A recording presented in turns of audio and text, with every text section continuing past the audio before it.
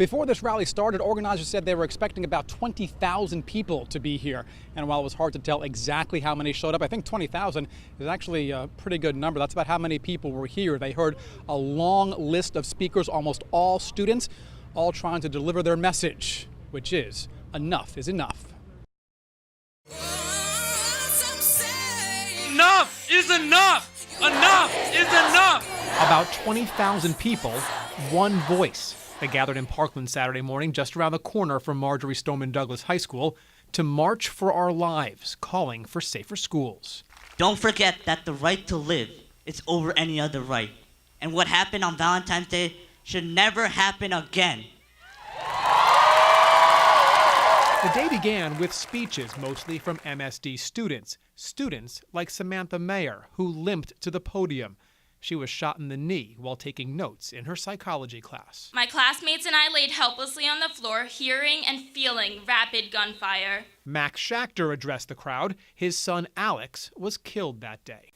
I would give everything to have one more day, one more hour, one more second with the sweetest boy in the world.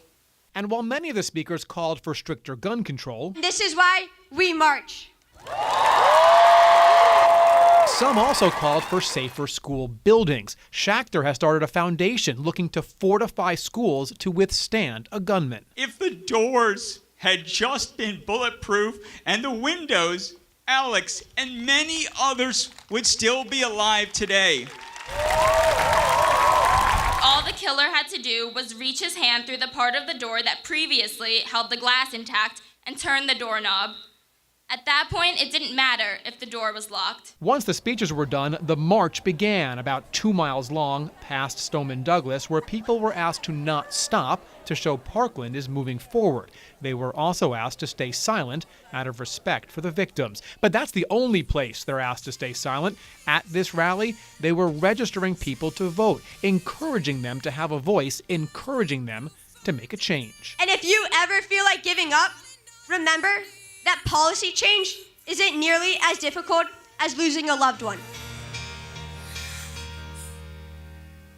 And organizers are pretty clear about this. They say this march for our lives, this is not the end. They say this is just the beginning. They said everything before this, it's just been the warm-up. They say the marathon starts now. They say this is not a moment, it's a movement. They say they expect to see change.